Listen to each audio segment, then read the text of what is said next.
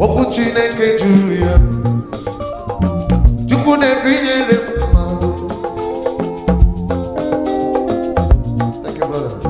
Ezi Chukwu na-ebinyere mmadụ Chukwu na-ebini mobi ọ bụ ya bụ Emmanuel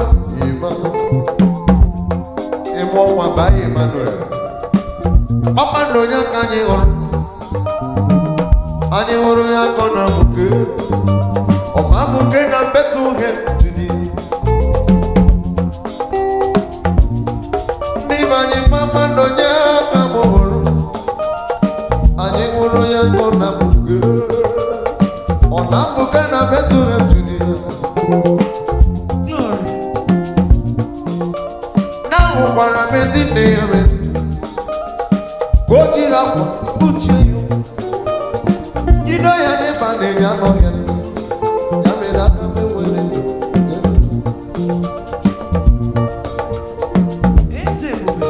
ebe ọbụla mụrụ gị the condition you wear when you're born doesn't matter.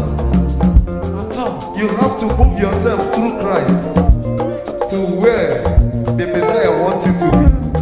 But it doesn't matter. Here matter when you get the answer. See, let me repeat this verse so that you understand me clearly. Ahụrụ m ezi nne ya weri ka o jiri akwa kpuchie ya o wee jido ya n'ebe a na-enye anọ ya nri ya mere aka m ewere obi m were ya were ndụ m jere gị ozi aka m ediri ndụ wee jere gị ozi obi m wee aka m were obi m ebe meri na matara ejere gị ozi aka m were ndụ jere gị ozi esi ugbu a bụ oge kwesịrị ndị ọrụ gị n'ihi na ndị mụrụ nwa dị itoju. Hallelujah.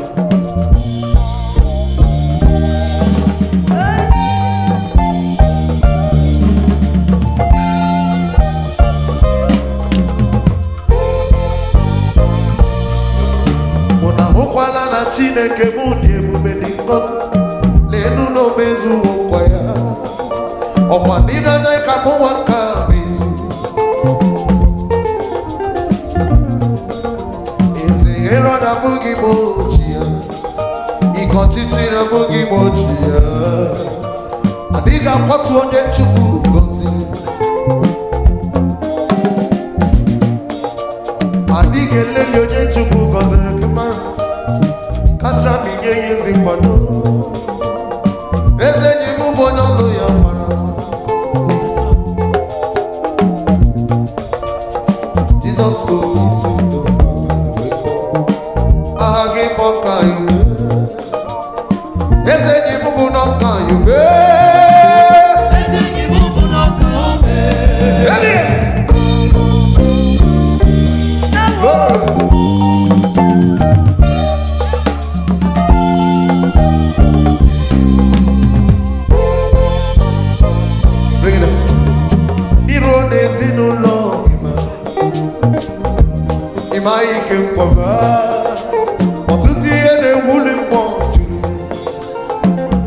Anything that makes your morale down is not from Christ. Any prophecy that brings your morale down, that makes you feel you are in pain, is not from Christ.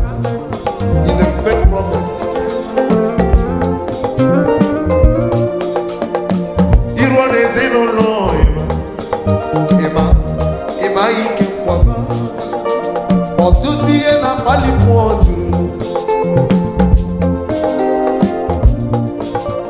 Ọtụtụ ihe na-ewuli mmụọ juru ọkasị ajụrụ n'ezinụlọ ya ma ejenye m bụ n'ọlụ ya gbara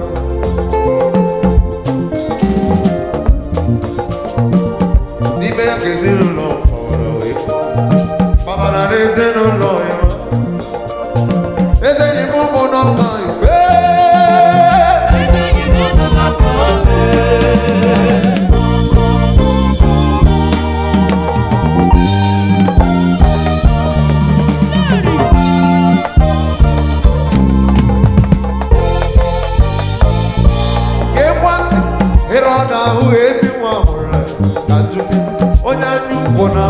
one. Kidnappers are the imperative. In a churches and the only one. Abadika Miri City when they do that. But it's a man who city when I'm really sick. I'm a chukuzi na chukumweni. Emeluwa akopaya nomo. Oje Jehovah ojira mara kosi. Aye kokayube. Eze Jehovah na kayube. Eze Jehovah na kayube.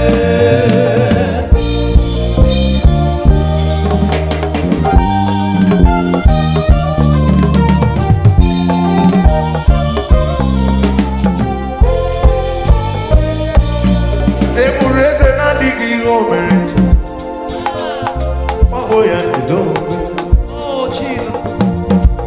That's a COVID. Oh. Was a Christmas, I got the one. Una no gapo con baby. Step the no gapo con them.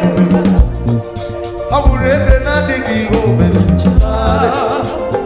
Oh, boy, you do. Is it in the oh, on your boca over.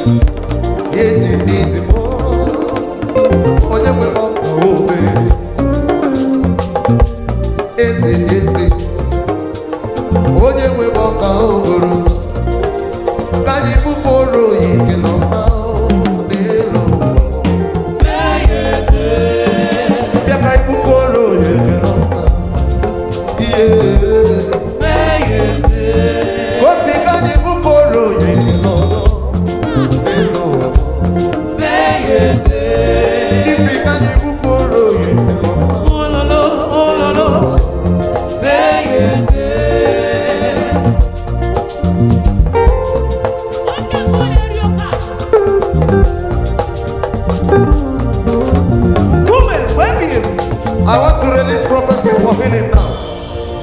Everything that represents any healing in your life. You know the doctors counted the whole diseases for it, and it was equal to the number of stripes that the Lord took on the cross of Calvary. And there was an extra one for any disease that is showing up. Diseases like coronavirus. Listen to me. I want to show you love now. Just place your hand where you're listening from.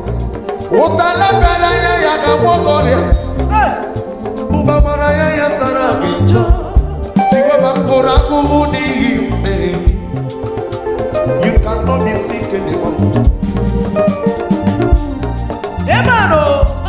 You are not permitted to be sick again. I receive it. I say by his stripes you are healed. I receive. God bless you.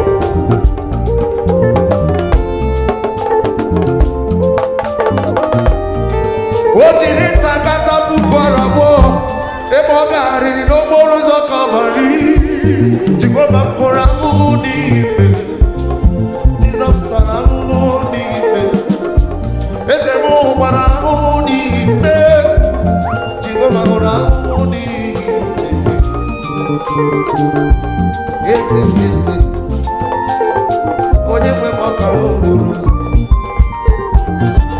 eze eze onye nwe m ọkara okporo ụzọ o tiri tata aka pukwara abụọ ebe ọ garịrị n'okporo ụzọ Gọlgọta Jehova takago ahụhụ n'ihi mmehie Otigo 21 years katapukwara abụọ ebe ọ tara ahụhụ n'ihi mmehie Jizọs tara ahụhụ n'ihi mmehie ị gaghị abata ahụhụ ọzọ you never suffer again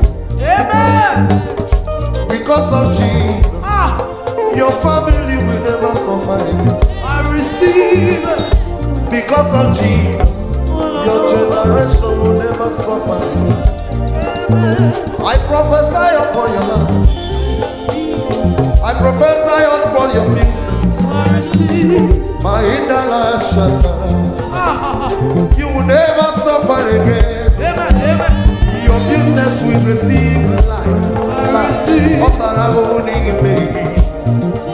you will never suffer for the sake of time I receive Jesus Rogerita kata pukwara mo ebo gara n'okporo ụzọ Calvary ebo tara ahụhụ n'ihi mmehie onye kwere ya si eme eze eze onye nwe m ọka obi bịanụ ka anyị bụkworo ya nke nọmba ihe ka anyị bụkworo ya nke nọmba anyị ekwere m n'oge Chukwu iro gị gbacha nịkanịka uche Chukwu iro gbacha ngwanụ nịkanịka uche Chukwu help me say amara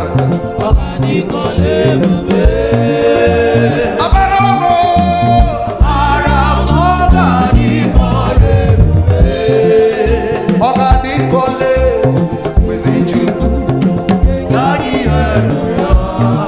Obi Chidebere gbakwara gị n'ezi Chukwu ịfụkwacha Chukwu si ka obi Obi fụrụ ka Chukwu si